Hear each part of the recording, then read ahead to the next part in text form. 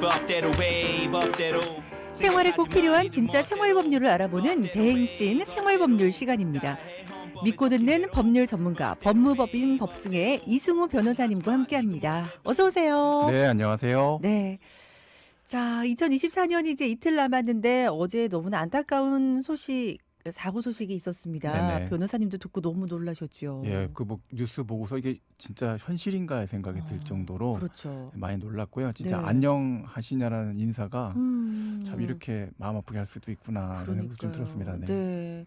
너무나 마음이 아프고 저희가 1월 4일까지는 또 국가 애도 기간인 만큼 네네. 네, 애도의 마음으로 생활을 해야 되겠습니다.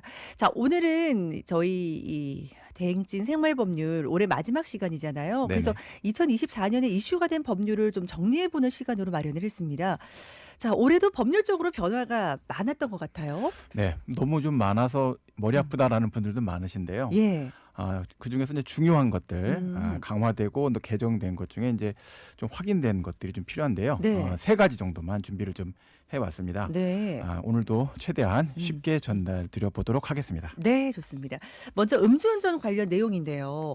올해부터 술을 마시면 아예 음주운전, 그러니까 운전 자체를 할 수 없게 만드는 장치가 도입이 됐죠? 네네, 그렇습니다. 네. 자, 음주운전이 워낙 사회 문제가 되고요. 네. 정부에서 뭐 여러 조치 내놨지만 안 되겠다.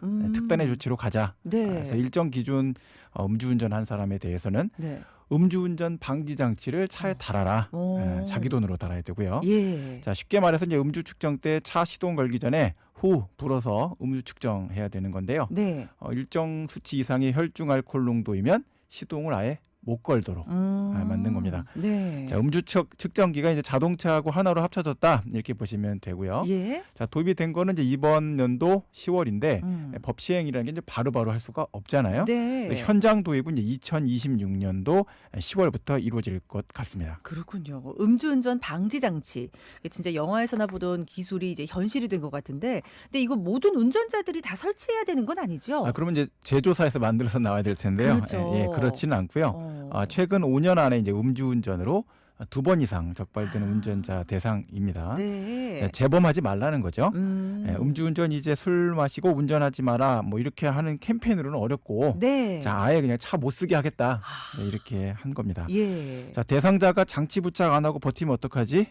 그렇게 운전하면 면허 취소하고요. 1년 이하의 징역 또는 300만 원 이하의 형사처벌을 받게 됩니다. 대상자는 반드시 부착을 해야 되고 또 사비로 해야 되고. 그렇습니다. 네. 근데 이거 장치가 있어도요. 술 드시지 않은 분한테 이거 좀 불어줘. 뭐 이렇게 할 수 있는 거 아니에요? 뭐 충분히 예상 가능한 문제라고 해서 지적이 됐고요. 예. 당연히 처벌되겠죠.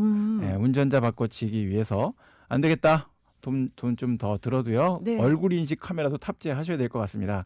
자, 이렇게 하는데 자, 그런데도 또 비슷한 사람 데려와서 예. 숨 불어서 시동 켜주고 뭐 그러면 그 사람도 마찬가지로 1년 이하 징역 또는 300만 원 이하 벌금에 이제 물게 됩니다. 네. 자, 이제 혹시 이제 장치를 또 뭐 이렇게 좀 고쳐볼까? 어머. 뭐 이렇게 튜닝해볼까? 뭐 이러시는 분들도 있잖아요. 네. 자, 그거 3년 이하의 징역까지 형사처벌됩니다. 이런 위험 부담을 가지고 그렇게까지 하고 싶으시지 않았으면 좋겠어요. 네네, 저도요. 네. 네. 이제 음주운전도 그렇고 그와 관련된 꼼수들도 그렇고 진짜 피할 길이 없는 것 같습니다. 내년에도 음주운전은 절대 안 된다는 거 우리 애청자분들 꼭 기억해 주시고요. 자, 다음은 상속 관련 이야기입니다. 유류분 또 구하라법인데요. 우리 방송에서도 다루기도 했었는데 올해는 특히 유산과 상속 관련된 변화들이 많았죠. 네, 가족 관계가 좀 이제 축소되고 또 굉장히 긴밀한 여러 가지 문제들이 변경되다 보니까 네. 구하라법이라고 해서 많은 분들이 관심 가졌던 법안들이 있었습니다. 자, 부모가 자식을 잘 돌보겠지. 네. 근데 그렇지 않고 오랫동안 안 돌보고 예. 버려두고 그러다 갑자기 자식이 사망하니까 나타나서 나도 유산 상속 받을 권한이 있어요. 자, 이렇게 나온 거죠. 네. 자, 관행이긴 한데 이렇게 맞나? 이렇게 따지다 보니까 구하라 씨 사안이 중심이 돼서 구하라법이라고 부르고 있습니다. 맞아요. 20여 년간 이제 연락이 없던 그 구하라 씨의 친모가 나타나서 재산을 상속받겠다. 그래서 그때 큰 논란이 됐었잖아요. 네, 굉장히 많은 논란이 됐죠. 예. 결국 이제 구하라 씨 친모는 40%의 상속을 받았습니다. 예. 자, 상속을 포기하지 않는 한 뭐 상속분이라고 하고 또 네. 유류분이라고 해서 음. 유산을 받을 수 있는 제도가 있습니다. 네. 자, 그런데 이렇게 아무것도 고려하지 않고 뭐 관계만 있다고 해서 네. 돈 받는 거 이거 불합리하지 않냐라고 해서 이제 구하라법이 발의가 됐고 네. 자, 5년이 걸렸습니다. 올해 아. 8월 국회 본회의 통과하면서 자, 이제는 부모라고 해도 자식에 대한 부양 의무 최소한 다하지 않았다면 네. 상속받을 수 있는 자격을 뺏는다. 음. 양육이 없었다면 상속은 없다. 네. 이렇게 명확한 메시지를 던진 겁니다. 그렇죠. 그러니까 부모로서의 양육 의무, 그러니까 그걸 다 한 부모는 여전히 상속을 받을 수 있는 거죠. 네, 좀 더 정확히 말씀드린다면 완전히 상속과 관련돼서는 네.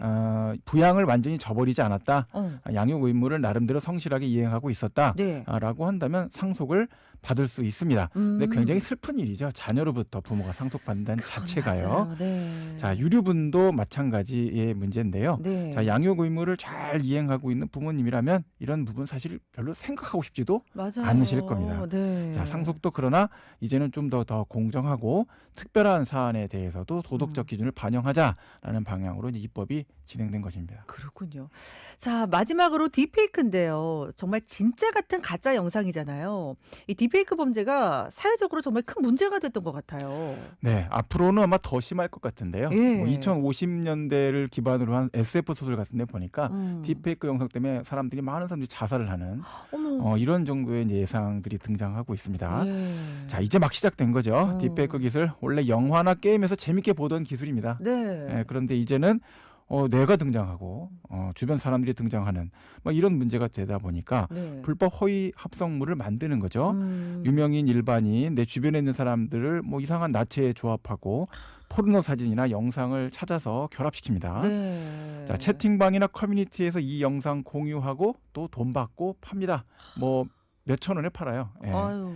심각한 문제가 되고 있죠. 네. 자, 더 큰 문제는 이거를 우리 10대 미성년 청소년들이 아주 많이 하고 있다는 겁니다.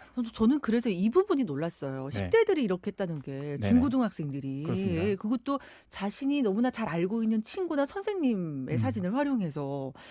그래서 그런지 처벌 수위가 더 강해졌다고 들었는데 맞습니까? 네, 뭐 나중에는 거의 준살인죄 규모까지 제가 볼 땐 처벌 형량이 상승할 것으로 예측이 되는데요. 예. 지난 9월에 이제 통과된 딥페이크 성범죄 방지법이 있었습니다. 음. 자, 성적 수치심을 유발할 수 있는 허위 영상물을 제작한 경우 그 전에는 이제 미성년자만 또 처벌을 했었어요. 성착취물이라고 해서. 네, 근데 성인을 다 포함하는 거죠. 그리고 또 기존에 5년 이하 징역으로 처벌했는데 이거 갖고 안 되는 것 같아요.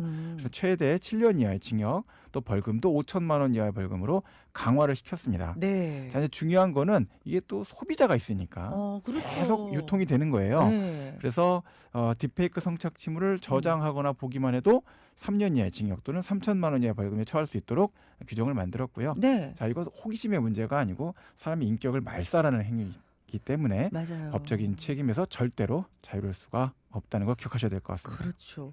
이게 지금 너무 우리가 쉽게 영상을 퍼나르고 네. 복제할 수 있고 그냥 막 줄 수 있잖아요. 네네. 그죠? 그리고 그렇게 퍼날라진 다양한 정보들이 어디에 어떻게 산재돼 있는지 우리가 알 수가 없으니까 그렇죠. 이것도 완벽하게 삭제도 사실 불가능하잖아요. 불가능하죠. 그러니까 이 성범죄 관련 피해자들은 얼마나 그 삶이 힘들겠어요. 그죠? 그렇습니다. 근데 그렇게 생각을 해보면 진짜 좀 더 강하게 이렇게 처벌하는 게 맞는 것 같고 단순히 영상 저장만 해도 처벌입니다. 딥페이크 영상 함부로 저장하시면 큰일 난다는 거 꼭 기억해 주셨으면 좋겠습니다.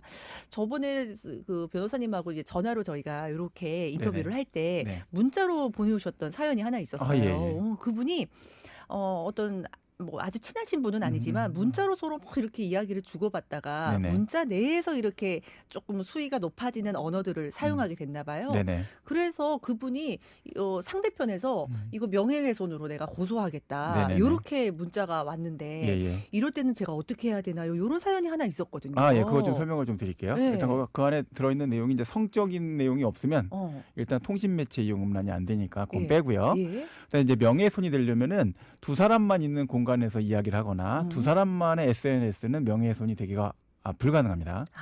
공연성이 있어야 돼요. 최소한 한 명이 더 있어야 됩니다. 아. 그러니까 3명이 있는 단톡방, 예. 그럼 명예훼손 될 수 있어요. 아, 근데 이제 그렇습니까? 네, 저랑 두 사람만 있는 데서 단톡을 했다, 전화 통화했다, 예. 이거는 이제 명예훼손이 될 수가 없어요. 아, 네. 그러니까 당사자 그 외에 다른 누군가가 있어야 된다는 그렇습니다. 얘기네요. 네네.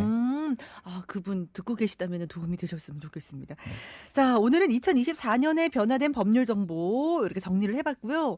한 해 고생 정말 많으셨어요, 변호사님. 감사합니다. 내년에도 좋은 법률 정보 좀 많이 부탁드릴게요. 네, 한 해 동안 이제 청취자분들을 이렇게 목소리라도 뵐 수 있어서 의미 있는 시간이었고요. 네. 자, 모든 분들에게 평화가 가득하시기를 좀 바라고 진짜요. 여러 가지 주변 환경들도 더 안전해질 수 있는 대한민국 되면 좋겠습니다. 새해 복 많이 받으세요. 네, 오늘 말씀 감사합니다. 지금까지 법무법인 법승의 이승우 변호사와 함께했습니다. 감사합니다. 네, 고맙습니다.